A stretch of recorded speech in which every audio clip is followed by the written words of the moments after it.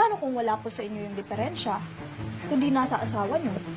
Hindi naman kayo siguro masisisi kung hanapin nyo yung sa iba yung wala sa kanya, di ba? Hindi ako ganun kadesperado para gawin yan. Eh baka pagtawanan lang ako ng mga kaibigan ko eh.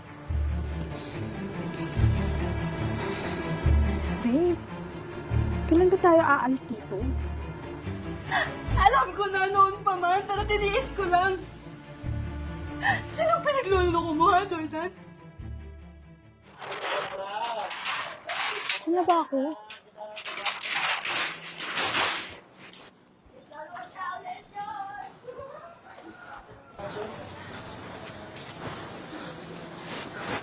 Tao po? Tao po? Tao po?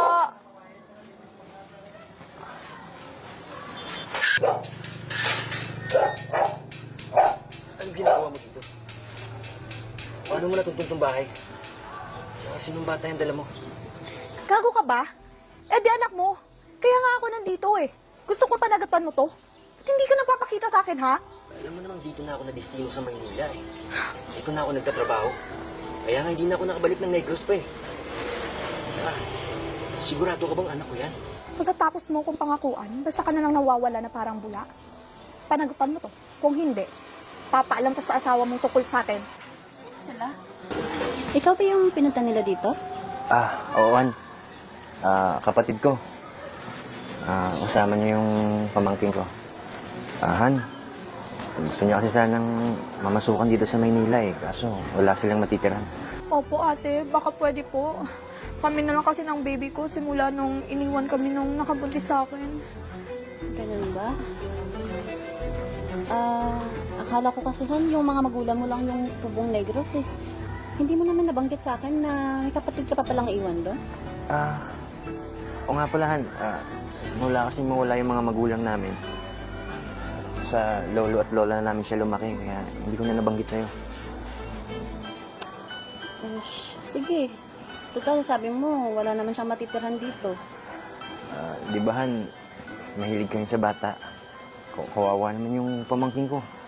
Baby pa yun. Sige na, ipasok mo na yan. Kasi alam mo naman ngayon, sobrang init na. Tsaka Han, aalis na din ako. Talaga, Han. Balik na lang. Mag-iingat ka. Mag-iingat Ikaw ka. na lang bahala sa kanila, Han. Hintayin kita Salamat mamaya, po, ah. ate.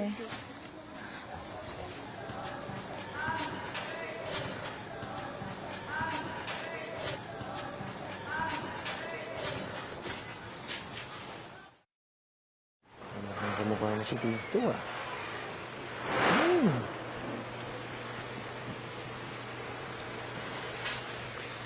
Kuya, ang hilig niyo pala sa baby ano? Ba't pa kasi hanggang ngayon hindi pa rin kayo nagkakaanak? Sino kaya may diferensya sa inyo? Sa totoo lang, mahilig talaga ako sa bata. Nainggit na nga ako sa mga tropa ko eh. Kaso, hindi lang talaga kami biniyayaan mag-asawa. Paano kung wala po sa inyo yung diferensya? Kundi nasa asawa niyo. Hindi naman kayo siguro masisisi kung hanapin niyo yung sa iba yung wala sa kanya, di ba? Oo. Sa asawa ko ngayong problema. Kaso, hindi ko naman tayong iwan siya eh. Alam mo na, pinagsamahan kami kaya isip ko baka hindi niya makayanin pag iniwan ko siya. Ay, ate. Andyan ka pala. Oo. Tara na, kumain na tayo. Nakabagito na ako. Sige, Han. Sunod kami dyan.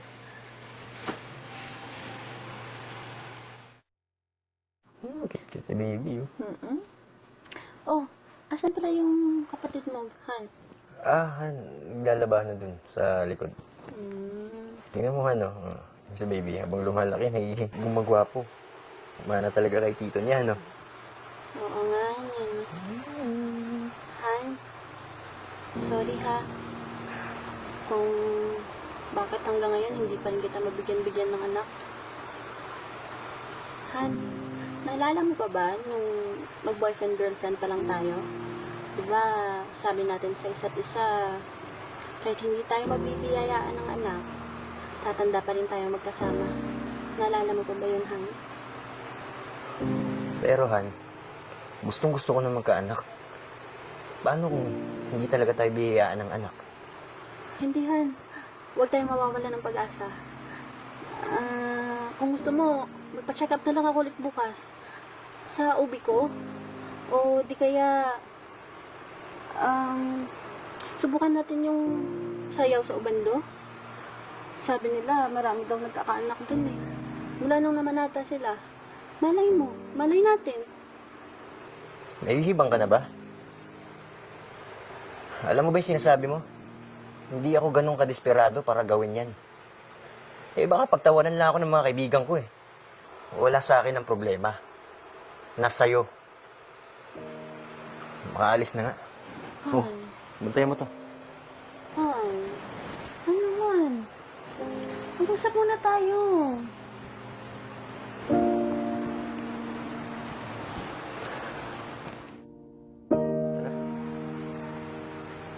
Mukhang mag-i-enjoy si baby mamaya. Han. Han, papasyal ko muna tong dalawa para malibang naman sila. Hindi ka na namin sinabihan kasi di ba may pasok ka na mamaya. Oo nga ate, ipapasya lang ni Jordan si baby sa park. Ani kuya pala, kasi doon daw dinadala ng mga barkada niya yung mga anak nila. Mukhang naiingit ata siya. Han, kinakausap ka namin ah. Oo! Naririnig ko kayo?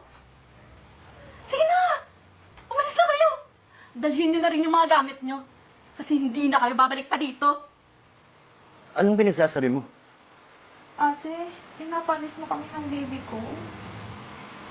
Oo nga, Han. Alam mo, walang pamilya tong kapatid ko dito. Paano tong bata? Tama na. Tama na, Jordan. Tama na tong palabas na to. Nakakapagod din pala. Akala ko kaya kong tiisin lahat ng panuloko niyo sa akin. Pero hindi pala. Ano? Alam mo nang tungkol sa amin? Han? Han, nandiyan ka ba?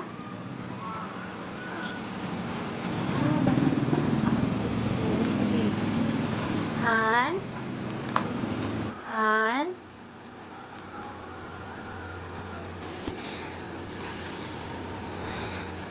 Babe, kailan ba tayo aalis dito? Iwan mo na kasi yung asawa mo. Isipin mo, may anak na tayo. Oo, babe. Aalis na rin naman tayo dito eh. Kumukuha lang ako ng tiyempo. Alam mo kasi, pinaglaban ako niya sa mga magulang niya eh. Kaya, bigla ako siyang iniwan. Wala na siyang uuwi ang pamilya. Hey, kailan ka ba magtitiis sa asawa mong bako? Okay, kailan ka ba magtitiis sa asawa mong bako? Eh, nandito naman ako. Kahit ilang anak mo gusto mo, kaya kong ibigay sa'yo. Ano ka ba? Talaga, babe. Mm-mm. Pangako mo yan, ha?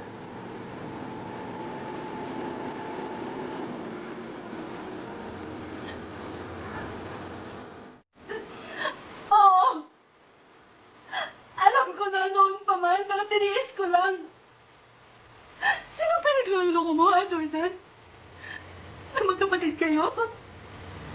Hindi ba lalaki yung kapatid mo? Ano? Dahil lang ba hindi kita mabigyan ng anak? Kaya pinagpalit mo ko? Ang babaw ng dahilan mo, Jordan. Ang babaw mo. Tinalikuran ko yung pamilya ko. Para na sa'yo. Hindi mo pa sapat yun, ha? Han. Hindi kasi, Ano? Ano ka sabihin mo? ano nga to? Han. Aaminin ko. Naghanap ako ng iba. Pero, pwede pa naman nating ayusin to eh. Ikaw pa naman ang pipiliin ko. Ayusin? Hindi na. Magpakama ka na lang dyan sa anak mo. Huwag mo siya itamay pa dito. Alam mo, Jordan. Pinapalayan na kita. Itong tandaan mo, ha? Mahal kita, kaya ako ginagawa to. Kaya sige na, gusto kayo. Anes! Sana balang araw, makatagpo kami ng tao magmamahal sa'yo. Salamat ate. Pamilya ko.